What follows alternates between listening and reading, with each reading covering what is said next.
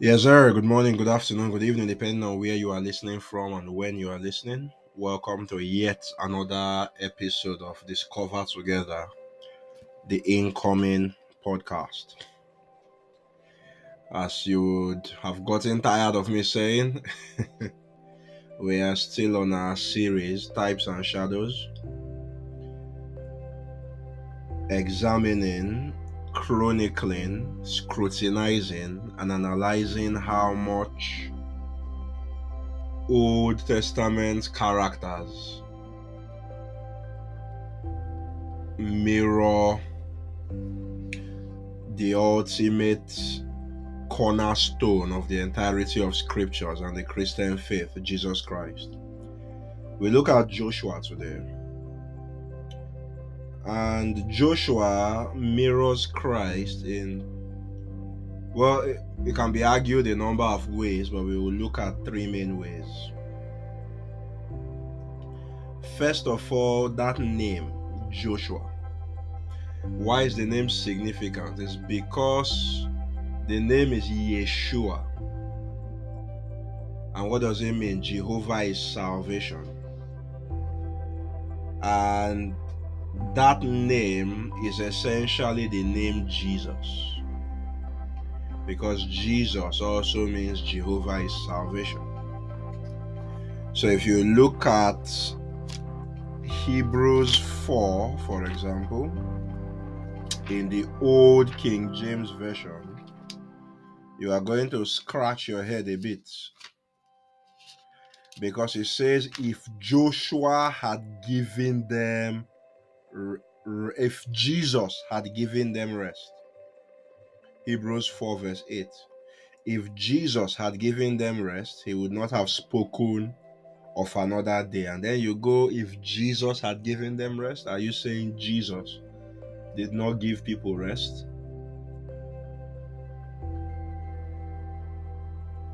But on the other hand, if you look at more modern translations, you will see it says, if Joshua had given them rest.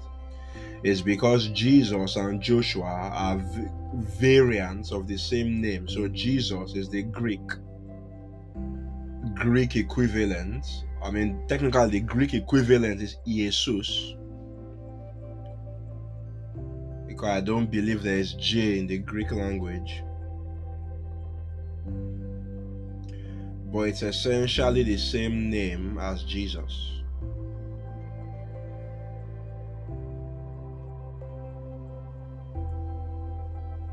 It's not a coincidence or just mere wordplay, the fact that these two men have the same name. They also have a similar mission.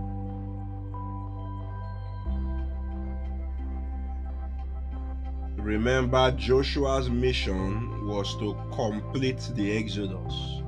As we said earlier, Moses had done the bringing them out bit, but it took Joshua to do the bringing them in bit.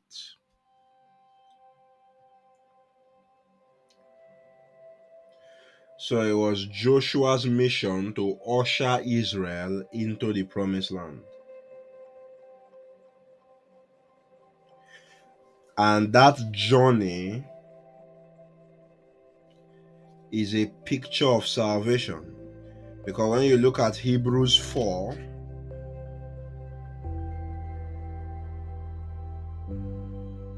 well, Hebrews 3 and 4, you begin to understand that the whole Israelite journey is a type of the gospel. It's a foreshadow of the gospel. So that's why that promise of rest, that promise of entry into the promised land, by the time you go to Hebrews 4 and 2, 4 verse 2 is equated to the gospel. It says, indeed, the gospel was preached to us as well as to them. Who is the them? The Israelites in the wilderness. He said, but the word which they heard did not profit them, not being mixed with faith in those who heard it.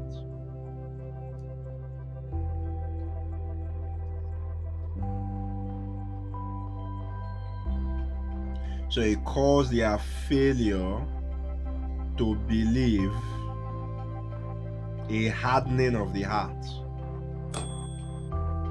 And by the time you get to Hebrews 10, you are going to see that hardening of the heart there is a rejection of the gospel. So it's comparing the wandering of the Israelites in the wilderness, their entire journey, to salvation, to the gospel. And the promised land is representative of the rest that God promised the Israelites. So it follows there is a lot to be gleaned from the mission of Joshua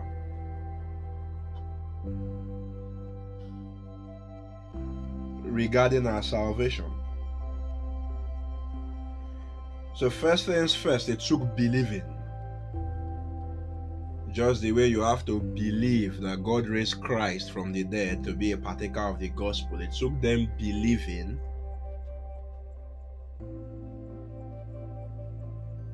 that God had committed the land unto them.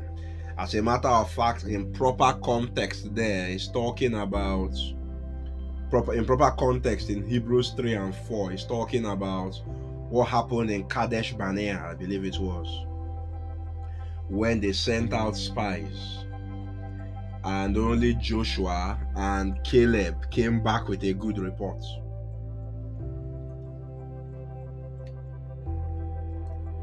And it caused the failure of their failure to move into the promised land, a hardening of the heart. So you see, just like the Kadesh Barnea incident, salvation as well, it's the finished work of God, but it takes our believing to access it.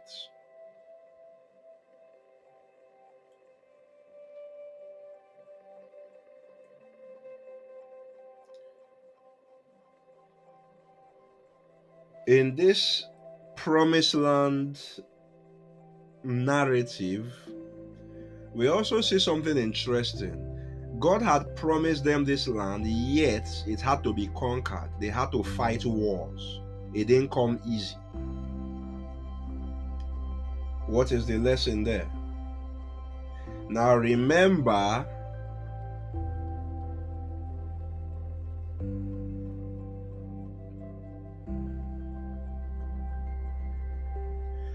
that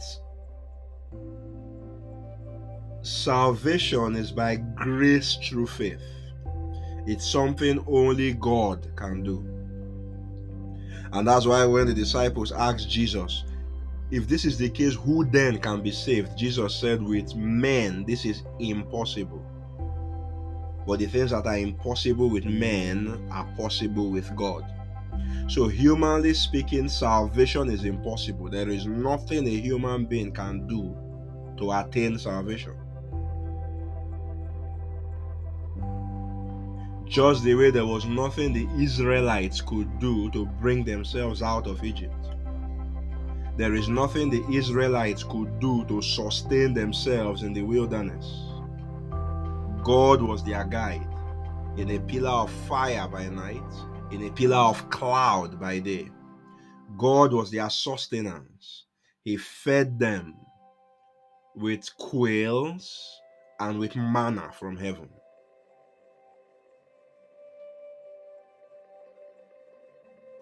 And ultimately, He was the one that gave them victory in the promised land.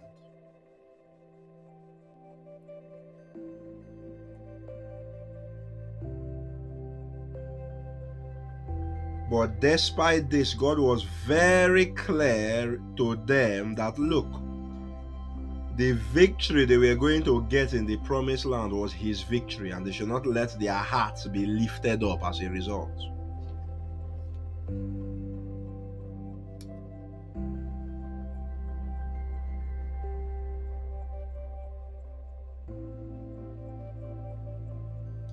Why do I emphasize this?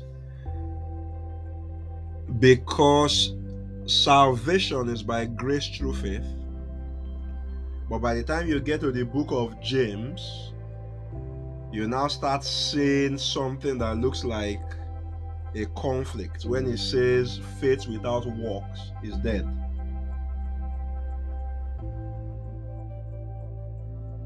But as Charles Spurgeon puts it, doctrine of salvation by faith,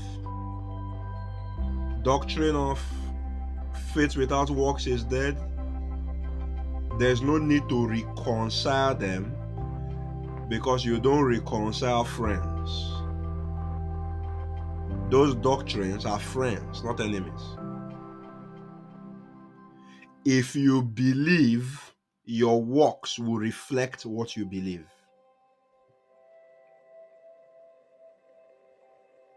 If you believe, what you do will reflect what you believe. That's all James is saying. There's no reference to salvation, to the best of my knowledge, in the entire book of James, I believe. It doesn't make reference to the cross of Christ.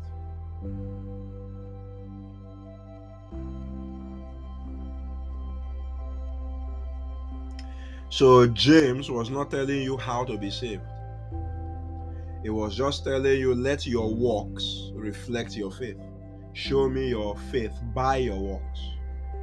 So what was the work Israel did to reflect their faith in God? They went out and conquered the promised land. As a matter of fact, the time they refused to do that in Kadesh Barnea, the book of Hebrews calls that unbelief and calls their hearts hardened. So they are not moving forward in Kadesh Barnea was an indication they did not believe the gospel that was preached to them.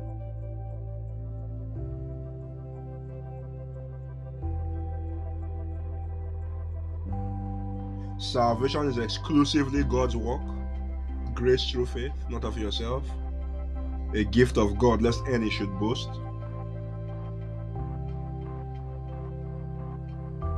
But at the same time, your works would reflect your faith. Your lifestyle cannot be one of a scallywag while you claim to be royalty.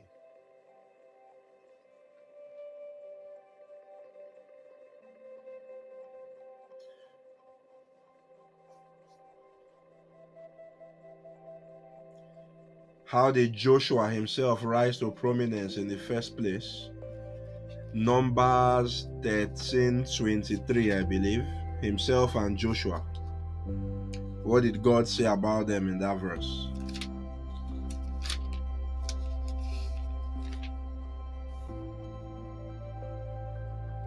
No, it's not 13:23.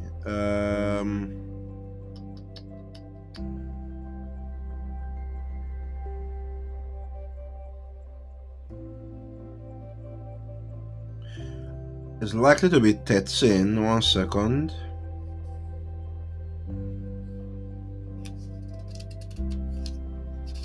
Ah, snap. It's going to be 14, isn't it? Yes, it's going to be 14.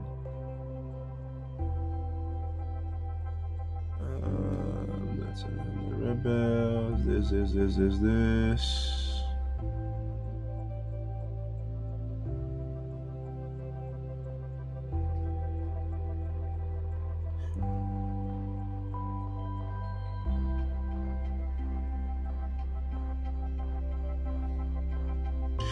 Yeah, anyway, their faith spared them. I think thinking about it now, it might actually be the book of Joshua, where Caleb was talking to Joshua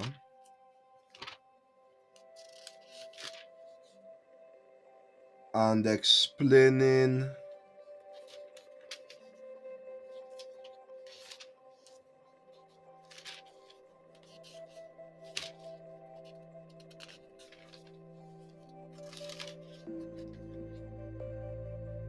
yeah, here we go.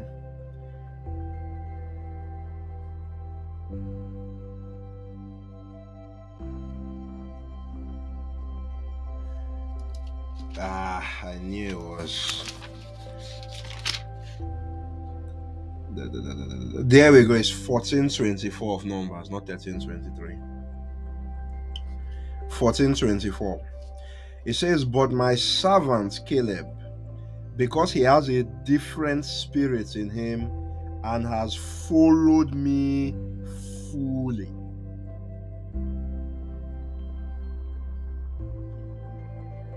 Has followed me fully. And how did they follow him fully? Listen to their reports in Numbers 14, verse 8, contrary to the other spies. "If the Lord delights in us, he will bring us into this land and give it to us, a land which flows with milk and honey. Only do not rebel against the Lord, nor fear the people of the land, for they are our bread. Their protection has departed from them, and the Lord is with us. Do not fear them." So, how did they fully follow God? By believing what He said, i.e., the gospel that was preached to them.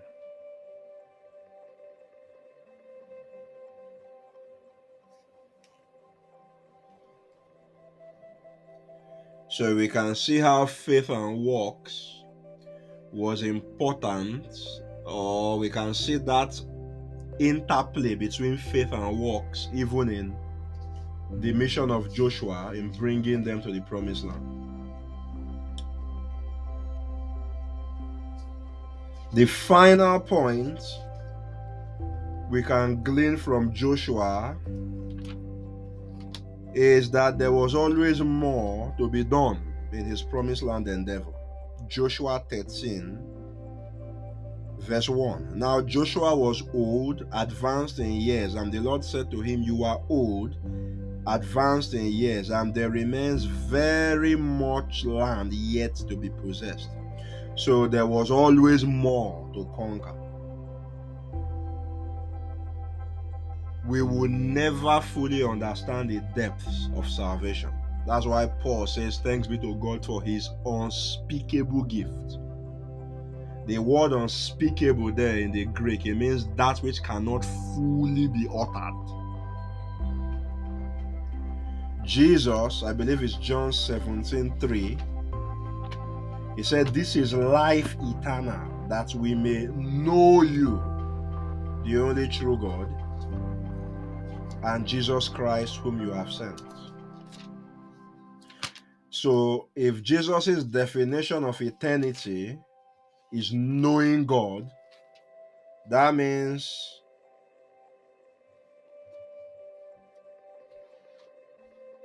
this is life eternal. If Jesus' definition of life eternal life is knowing God, that means this is an endeavor that will take an eternity.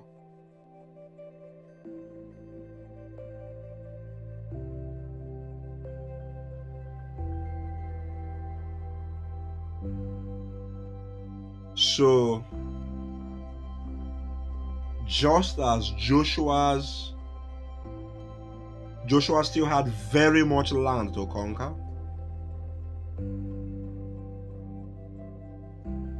the real promised land, which the real Joshua, Jesus Christ, gives to us, the rest that we will ultimately enter into,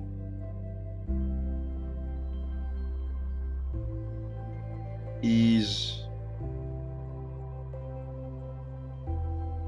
one that would take an eternity to unravel. We will never really get to the bottom of it. We would keep being amazed at the new depths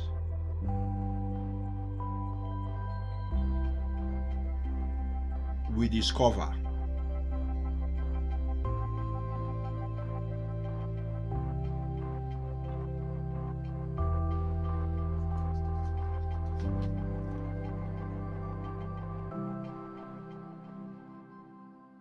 There will always be more to know.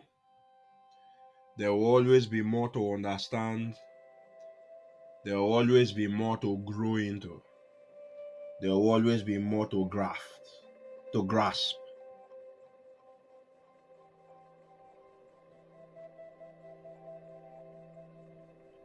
In conclusion, Joshua mirrors Jesus in name,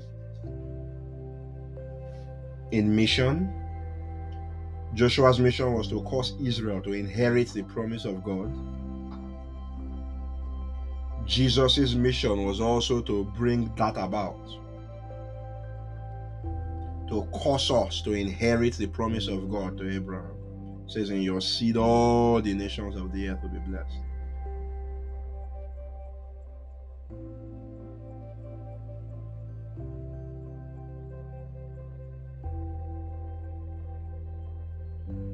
And finally, there is always more with respect to Joshua's mission. There was always more land to conquer. And in terms of the rest which God gives to us, there will always be more depths to grasp and grow into and understand. I hope you found this insightful. Thank you for listening, and see you again in the next episode. Take care.